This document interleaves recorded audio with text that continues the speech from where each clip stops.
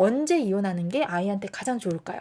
아이가 이혼을 받아들이기 가장 쉬운 나이는 언제일까요? 이거 궁금하신 분들 많으실 텐데요. 실제 이혼 통계를 보면요. 자녀 수와 이혼율이 상관이 있어요. 그러니까 아이들이 많을수록 이혼율이 급격히 떨어집니다. 그러니까 2023년 통계청 최신 통계고요. 작년에 이혼하신 분들 중에 미성년 자녀가 없는 경우가 53%, 미성년 자녀가 1명 있었던 경우 22.5%, 아이가 2명인 경우 16.8%, 아이가 3명인 경우 3.6%밖에 없었어요. 훅훅 줄어들죠? 이만큼 이혼에 있어서 아이라는 존재가 미치는 영향이 굉장히 큰데요. 그래서 오늘은 연령대별로 이혼이 아이에게 미치는 영향에 대해서 좀 살펴보도록 하겠습니다. 지난주에 신디가 설문조사를 진행을 했어요. 언제 이혼해야 아이한테 덜 상처가 될까요?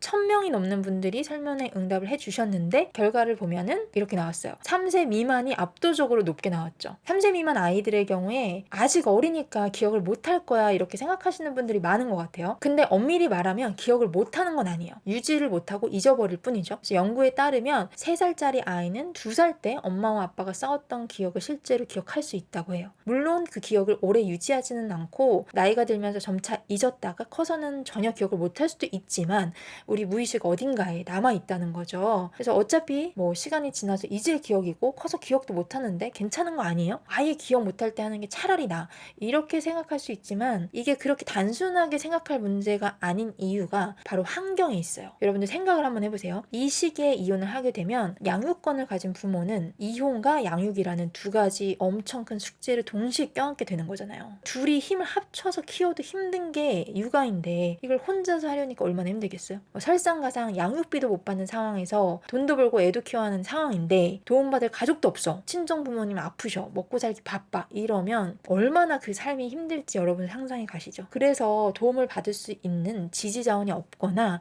경제적인 어려움 등이 있다면 이때 어린 아이를 데리고 이혼을 하는 부모들은 엄청난 스트레스를 이중으로 받을 수밖에 없다는 거고 그 영향을 아이가 받겠어요 안 받겠어요? 받게 된단 말이죠. 그래서 우리가 기억을 하냐 마냐보다 중요한 건 바로 이 양육 환경에 있다는 거예요. 따라서 이 시기에 이혼이 불가피하다면 안정적으로 아이를 양육할 수 있는 환경 세팅이 정말 필요합니다. 그래서 가능한 일관적인 삶의 패턴을 세팅하고 유지해야 되는 거죠. 이 시기의 아이들은 일정한 규칙으로 이루어진 일상을 보낼 때 정서적으로도 발달상으로도 안정적으로 성장할 수 있기 때문에 예를 들어 엄마와 함께 살면서 주말마다 아빠를 만나는 경우에 가능한 이 패턴을 일정하게 유지를 하는 게 좋다는 거예요. 만약에 이혼 전에 어떤 특정한 루틴이 있었다면 그 역시 가능한 비슷하게 유지하는 게 좋습니다. 그 다음에 유아기죠. 이 유아들 역시 여전히 부모의 이혼이라는 개념에 대해서 정확히 이해하지는 못해요.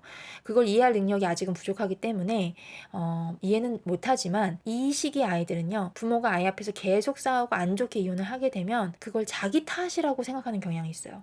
그러니까 내가 나쁜 아이여서 내가 잘못해서 부모가 자기를 떠났다고 자책을 할 수가 있다는 거죠. 그래서 부모의 싸움을 말리거나 자기가 잘못했다고 빌거나 다시 예전처럼 같이 잘 지내자고 같이 살자고 애원하는 그런 모습을 보일 수가 있어요. 그리고 자기 자신도 버림받을 수 있겠다는 생각을 할 수가 있어서 두려움이나 무력감 같은 걸 느껴서 분리불안, 퇴행, 수면장애 이런 문제를 보일 수가 있죠. 그래서 이 시기에 이혼이 불가피하다면 여기서 중요한 거는 모든 시기 다 마찬가지겠지만 특히나 건강하게 이혼에 이르는 성숙한 모습을 아이한테 보여주는 게 중요해요. 그러니까 아무리 사이가 안 좋고 정말 죽이고 싶을 정도로 미워도 아이 앞에서는 최대한 서로를 존중하는 모습을 보여주고 큰 소리로 싸우시는 거 최대한 피하시고 그리고 특히 아이 앞에서 상대방에 대한 험담은 정말 하지 않는 게 좋습니다. 그러니까 아이가 부모 중에서 어느 한쪽 편을 들어야 될 것 같은 그런 마음이 들게 하는 거는 아이의 발달에 있어서 좋지가 않아요. 실제로 더 잘못한 부모가 있을 수 있어요. 하지만 아이들이 그걸 당장 알 필요는 없고요. 아이에게 폭력을 행사한다거나 해가 되는 부모가 아닌 이상 좀 부족하고 잘못이 있음에도 불구하고 그 배우자가 아이한테는 매우 중요한 존재, 부모라는 사실을 잊지 않으셨으면 좋겠어요. 그 다음에 학령기죠. 이건 의견이 분분하긴 하지만 많은 전문가들이 학령기를 부모의 이혼을 감당하기가 가장 힘든 연령대라고 이야기를 해요. 전혀 반대로 얘기하는 사람들도 있지만 근데 상식적으로 생각해봐도 그럴 것 같지 않나요? 엄마와 아빠가 같이 있었던 기억을 이때 아이들은 여전히 갖고 있고요. 있고요. 부모가 싸우면서 느껴지는 집안 분위기, 이런 감정들을 완전히는 아니더라도 아이들은 충분히 이해할 수 있기 때문에 겉으로 드러나든 아니든 이 아이들은 굉장한 혼란을 겪을 수밖에 없어요. 그래서 어떤 아이들은 부모 사이에서 자기가 막 중재자 역할을 하려고 노력하기도 하고요. 또 어떤 아이들은 그런 분노나 슬픔 이런 걸 숨기고 오히려 자기들의 사랑스럽고 긍정적인 모습들을 더 보이려고 오히려 더 애교스럽게 군다거나 재밌게 군다거나 하기도 하죠. 하지만 이 시기에 혼란스러운 감정이 잘 다뤄지지 않는다면 아이는 우울감을 잘 느끼거나 불안이 많은 아이로 성장을 할 수가 있고요. 반면에 분노를 표출하면서 반항을 한다거나 삐뚤어지기도 한다거나 신체하고 와서 몸이 실제로 아픈 경우도 빈번히 일어납니다. 그래서 이 시기에 이혼이 불가피하다면 유아기 때와 동일하게 아이 앞에서 서로를 최대한 존중하는 모습을 보여주시고요. 이혼과 관련된 세부적인 사항은 아이가 보이지 않는 곳에서 해결을 하셨으면 좋겠어요. 그래서 이 시기에 아이들은 대개 부모 이혼을 기억을 할 수 있기 때문에 그 과정이 아이한테 충격적이라면은 이거는 성장하면서도 계속 이 아이한테 트라우마로 남을 수가 있어요. 그래서 이혼 전후로 전문가와 상담 꼭 받게 하셨으면 좋겠고 다른 가족이나 지지가 될 만한 자원을 찾아보는 것이 큰 도움이 될 수 있습니다. 그 다음이 이제 청소년기예요. 많은 분들이 이때까지 참았다가 이혼하시는 경우가 많으신데요. 청소년기는 다른 연령층에 비해서는 가장 개방적으로 이혼에 대해서 감정을 표현을 하는 시기고 또 다른 시기에 비해서 일반적으로 부모 이혼을 쉽게 수용하는 편이에요. 비교적. 물론 이것도 아이마다 다를 수가 있어요. 일반적으로 이 시기의 아이들은 다른 정서적인 지지 자원이 충분하다면 이혼하고 한 1년 정도 지나면 이 이혼에 대한 아픔을 극복을 잘 할 수 있는 것으로 나타났는데요. 분노나 슬픔, 부끄러움, 당황스러움 이런 감정들을 느끼고 나타낼 수는 있지만 자기가 느끼는 감정과는 별개로 부모를 다른 인간으로 인식하고 이혼 이면에 있는 감정들을 이해할 수 있는 능력이 있기 때문이에요. 그래서 꼭 부모가 함께하는 것만이 최선의 선택이라고 여기지 않는 경우도 있고 이혼 전에 부부 갈등이 정말 심각했다면 오히려 부모 이혼에서 해방감을 느끼는 경우도 있어요. 그래서 이때 중요한 거는 이 시기의 아이들은 대부분 가정 밖의 삶을 중심으로 자기의 그 삶이 돌아가기 때문에 만약에 또래 관계에서 지지 자원이 충분하다면 이 시기를 보다 잘 견뎌낼 수가 있죠.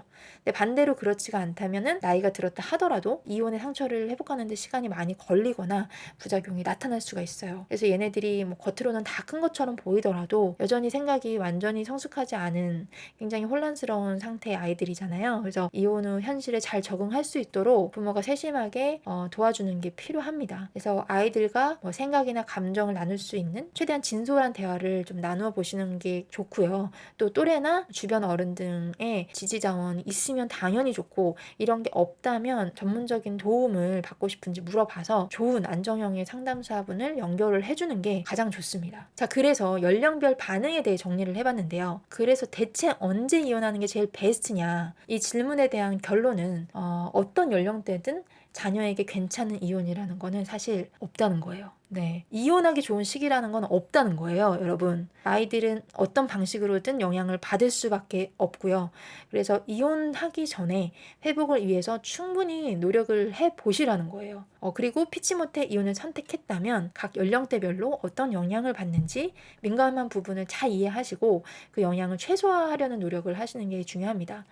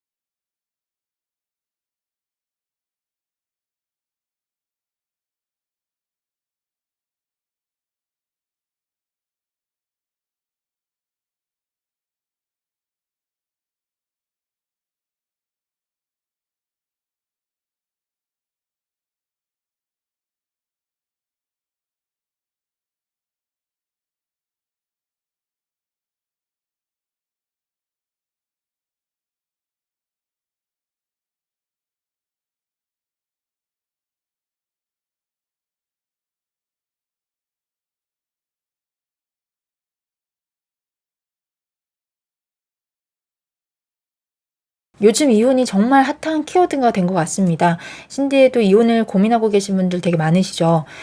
또 이혼까지는 아니지만 경제적인 이유나 뭐 아이들 때문에 그냥 힘든데 참고 사시는 경우도 굉장히 많으세요. 참 힘듭니다. 네, 알아요. 신디가 그 누구보다도 이게 얼마나 큰 고통인지 여러분들 마음을 충분히 이해해요. 이 배우자 때문에 겪는 이 고통 경험해보지 않으면 절대 알 수 없는 그런 고통인데요. 너무나 많은 부부들이 경험을 하고 있습니다. 그러니까 나 혼자 지금 이렇게 괴로운 상태인 게 아니니까 너무 그 우울과 좌절과 괴로움에 매몰되시지는 않았으면 좋겠고요. 우리가 하루하루 조금이라도 더 나아지는 방향으로 가면 됩니다. 그래서 이번 영상에서는 많은 분들이 궁금해하실 내용 같이 얘기해 보려고 해요.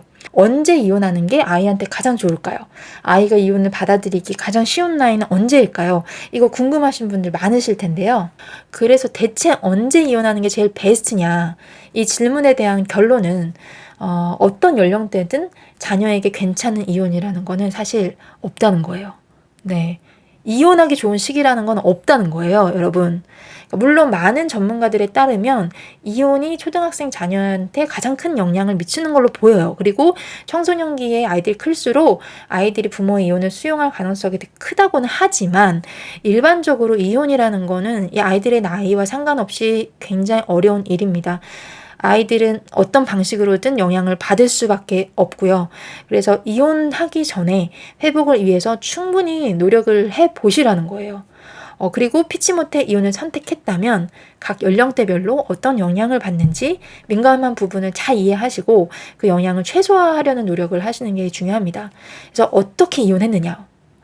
성숙한 이혼을 했느냐, 정말 서로 상처기를 남기면서 정말 최악으로 이혼을 했느냐, 또 이혼을 하고 나서 어떻게 부모가 살고 있느냐에 따라서 아이가 회복 탄력성을 가진 아이로 클 수도 있고 반대로 평생의 트라우마로 남을 수 있는 거예요. 뭐 이혼이라는 게 때때로 굉장히 추악해질 수 있고 또 부모 중에 한 명이 아이의 삶에서 완전히 떠나게 되는 경우도 있어요. 하지만 당부드리고 싶은 건 이혼을 하든 안 하든 부모가 성숙한 대화를 통해서 어떤 결정을 내리시라는 거예요. 네. 근데 둘이 하면 성숙한 대화가 잘 안 되죠. 이혼할 정도로 힘든데 성숙한 대화가 잘 안 돼요. 그래서 그런 경우에는 전문가의 도움을 꼭 받으시라는 거예요. 신디 오셔서. 근데 그렇게 같이 뭐 상담을 받을 상황도 아니다. 그러면 나 혼자서라도 내 멘탈이라도 제대로 잡는데 도움을 받으시라는 거예요. 우리가 정말 원하는 게 우리 아이가 행복해지는 거잖아요. 근데 대부분의 아이들이 언제 행복해지는지 아세요? 부모가 행복할 때 아이들도 행복해지거든요. 다 아실 거예요. 그러니까 이혼을 고민하고 계시다면 어떤 상황에서 내가 더 행복해질 수 있을지, 내가 이 관계를 떠나면, 내가 정말 이혼하면 더 행복해질 수 있을지 고민해 보시고, 그런 확신이 없다면 우리가 왜 이렇게까지 됐는지 그 이유가 있거든요. 그래서 나와 이 관계에 대해서 신디와 함께 먼저 공부를 좀 해보시고요. 공부도 하고 상담도 받고 같이 하시다 보면은 마음의 결정이 서실 수 있어요. 더 노력해 본다? 아니면 정리한다. 어떤 결정을 하든지 내가 건강한 정신 상태를 유지하는 거예요. 내가 나의 회복 탄력성을 높이는 거예요. 그게 중요해요. 그래야 아이한테도 정서적으로 안전하고 따뜻하고 사랑스러운 환경을 여러분들이 제공해 줄 수 있는 거고요. 그 안에서 우리 아이들은 당분간 혼란을 겪더라도 여러분이 어떤 결정을 내리든 잘 이겨낼 수 있을 거예요. 회복 탄력성이 생기는 거죠, 아이도. 그래서 신디는 언제나 여러분들의 마음이 더 편안해지시기를, 여러분의 삶이 더 건강해지시기를 진심으로 응원하고 있어요. 그리고 그 길을 신디 역시 함께 가고 있습니다. 그래서 여러분들 혼자가 아니라는 사실을 기억을 해주시고요. 마음이 힘든 날에 신디 오셔서 얘기도 하시고 서로 컨텐츠도 보시고요. 또 정말 힘들면 또 상담도 받으시면서 이 회복 탄력성을 좀 높여 가시면서 여러분들 더 건강한 삶을 만들어 가시기를 응원하겠습니다. 영상 듣는 오늘 잘 지내시기를 바랄게요.